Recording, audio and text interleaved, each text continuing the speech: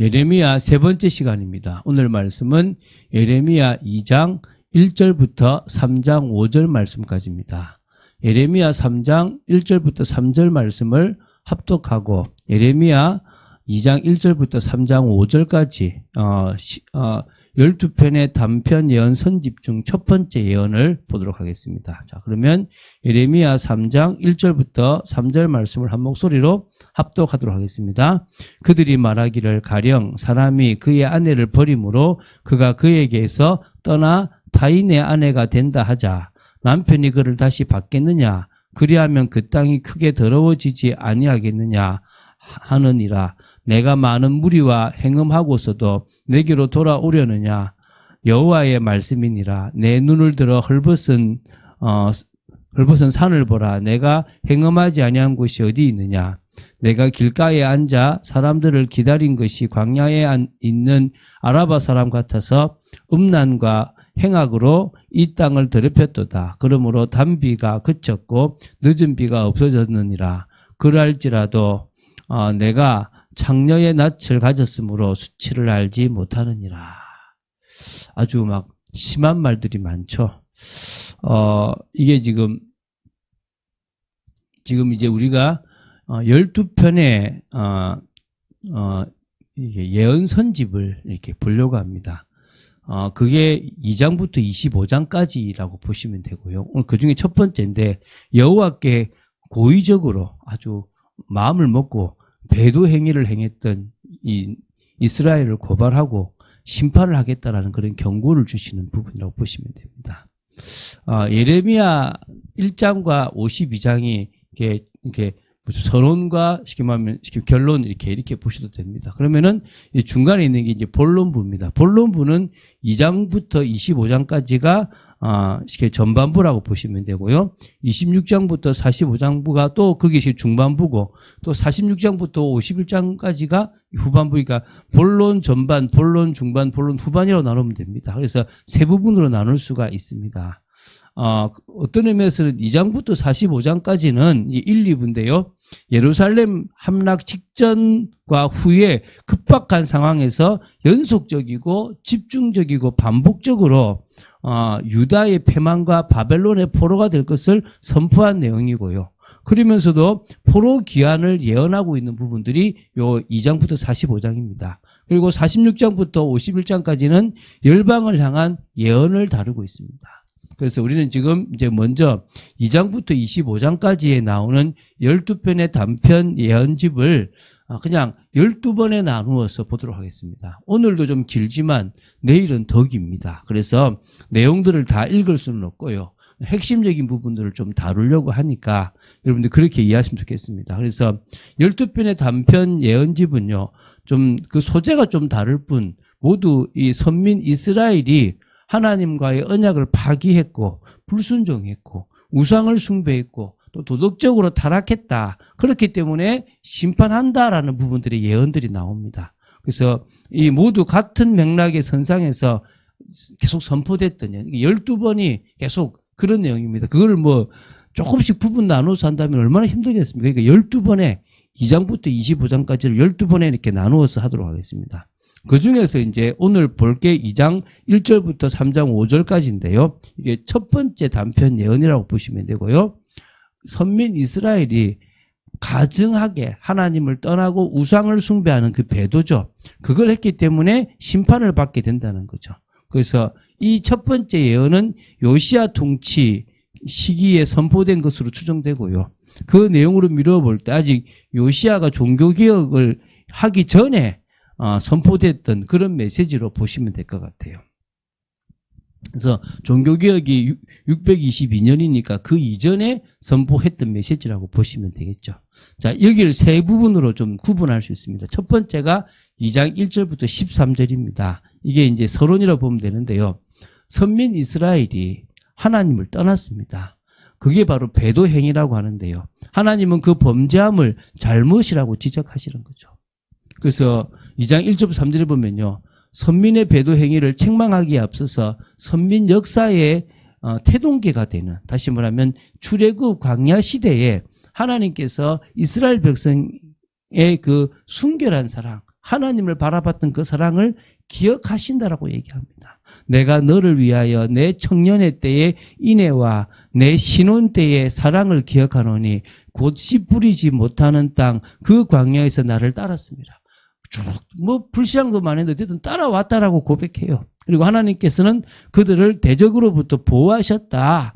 이스라엘이 여호와를 위해서 성물 곧 첫 열매였기에 이스라엘을 삼키는 자들을 재앙으로 이렇게 멸하셨다라는 부분들을 말씀하셨어요. 그래서 이스라엘은 이 가나안 정착 초기 때부터 하나님을 멀리했어요.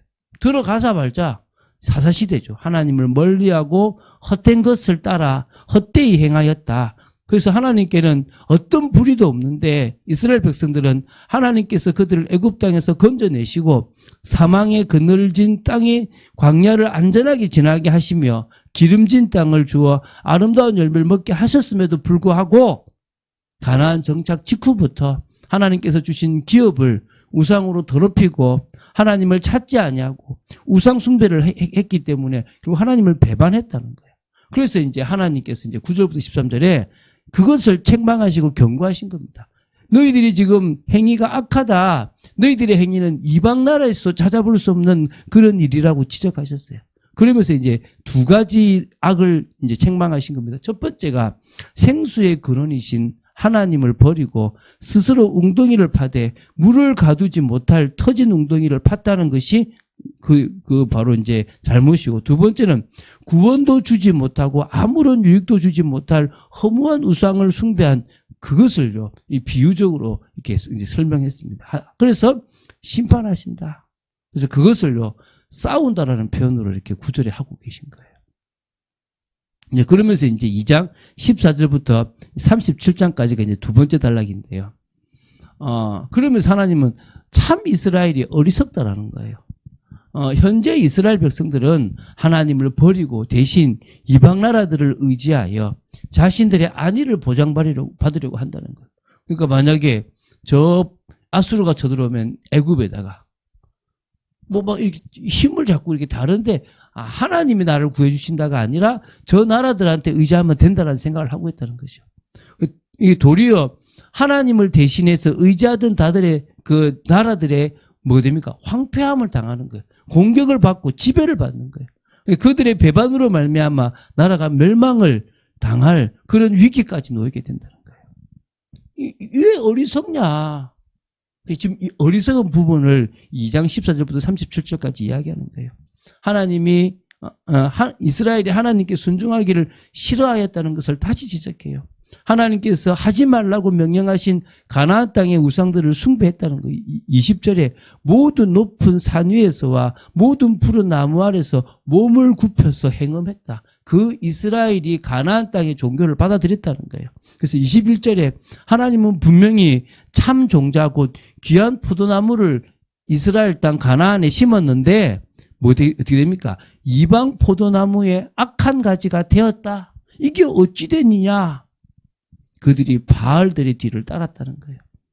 말은 따르지 않겠다고 하면서도 마치 발이 빠른 암낙타가 그의 길을 어지러이 달리는 것 같았다. 이렇게 이스라엘의 이 악한 모습을 24절에 광야에 익숙한 덜 암나귀들의 성욕이 일어나 헐떡거림 같다고 표현한 거예요. 그러니까 발정난 이 낙이 같다는 거예요.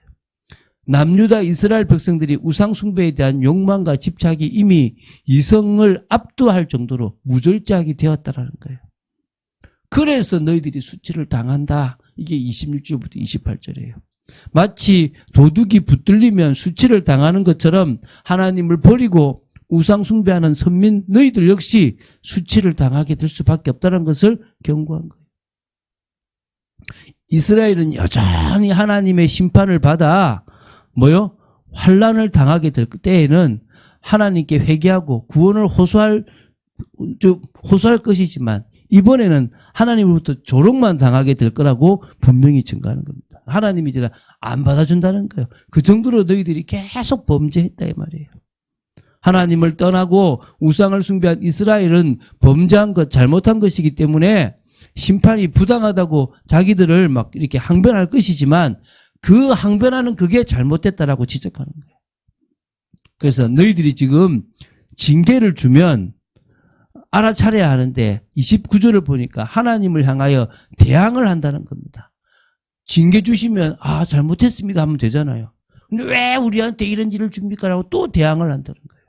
그런 의미에서 오히려 징계를 한 것이 너희들에게는 무익하다. 돌아서라고 몽둥이를 들었는데 오히려 그 징계를 받아들이기보다는 칼로 사나운 사자같이 선지자들을 죽여버리는 그런 악함을 저질렀다는 거예요.